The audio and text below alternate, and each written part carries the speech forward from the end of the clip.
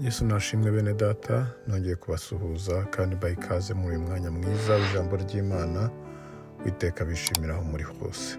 Tumaze iminsi tuganira ku kintu cyitwa kwihana nk'inkingi ya mwamba yo kuba umukristo, cyangwa se nk'inkingi ya mwamba yo gukizwa, kwitwa uwakijijwe nk'awakijijwe utabanje kwihana.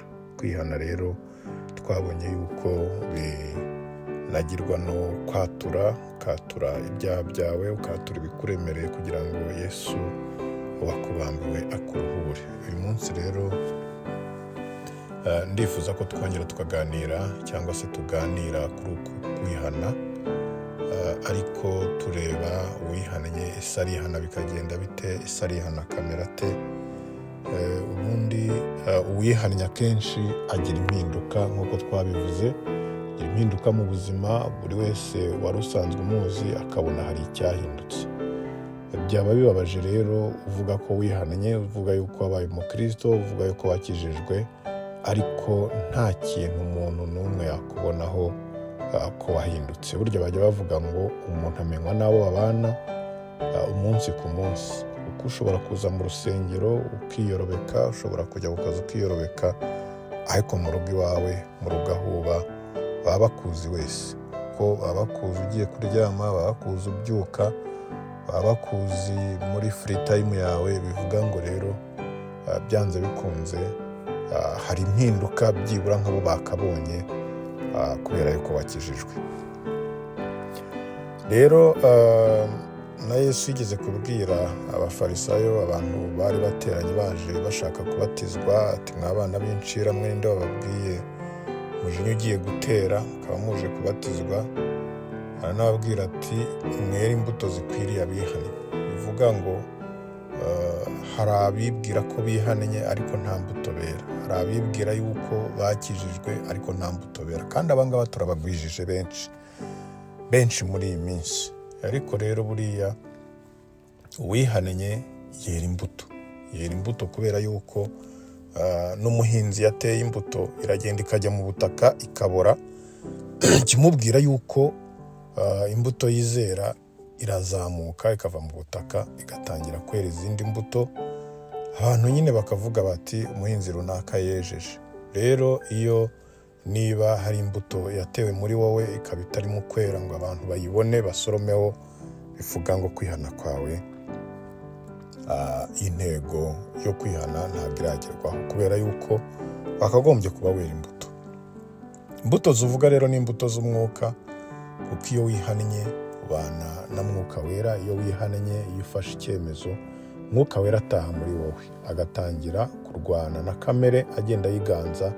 Niho rero umuntu atangira kwera imbuto iyo yemereye mwuka wera agakorera muri we. Bivuga ngo rero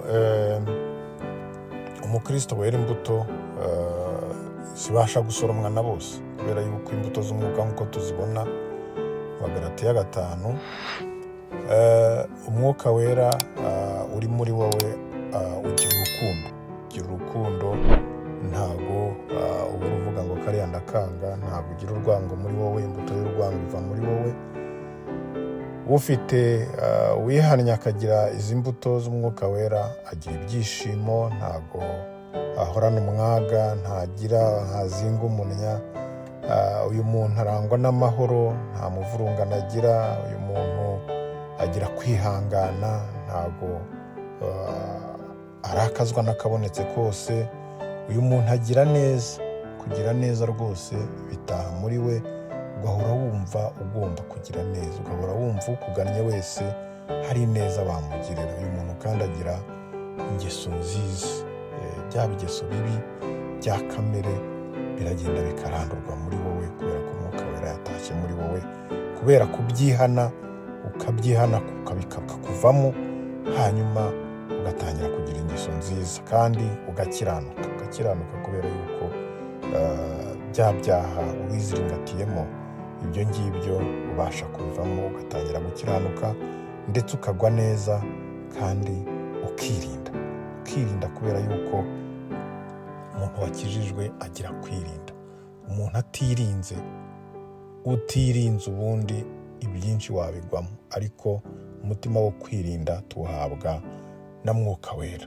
Rero turasabwa guhinduka tukera imbuto kugira ngo abadukikije nabo babone uko hari impinduka yabaye, babashe nabo kuza bagane inzira twagiyemo, kubera yuko turi umunyu w'isi kandi turi urumuri rutabasha gutwikirwa iyo twabashije kwihana by'ukuri tukera imbuto. Rero mukristo mwene data aho uri hose, ndagukangurira kugira ngo kwihana kwawe kuzane impinduka, izo mpinduka zitume wera imbuto, hanyuma izo mbuto zisoromweho na bose bagukikije kugira ngo nabo bagane inzira wagannye.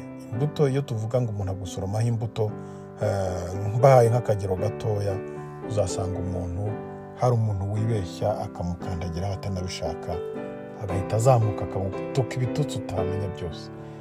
Bivuga ngo rero kwa kwihangana nk'imbuto twabonye haruguru aha ngaha, uko nguko kuba kutarakugeraho. Ubwo ni urugero rutoya mbahaye rw'umuntu wera imbuto. Niba rero umuntu ashaka gusoromaho imbuto yo kwihangana ntayikuboneho, ese azemera yuko wakijwe gute koko kugira ngo nawe abashe gukizwa? Niba akantu gatoya kakugeraho,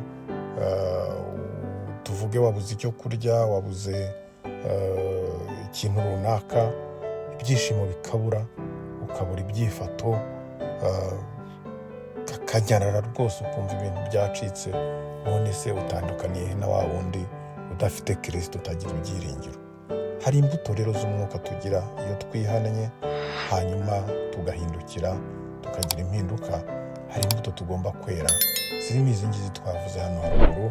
Ntabwo ari umwanya wo kwigisha kuri izi mbuto z'umwuka, ariko uwihannye wese by'ukuri akagize izi mbuto z'umwuka kugira ngo azerere n'abandi babashe guhinduka bagane inzira y'ubugingo. Imana rero ibahe umugisha, Imana ibagirire neza, kandi Uwiteka akomeze kubaha umutima wo kwihana no guhinduka tukera imbuto, hanyuma abenshi bazisoromyeho nabo bagahinduka, ubwami bw'Imana bukaguka.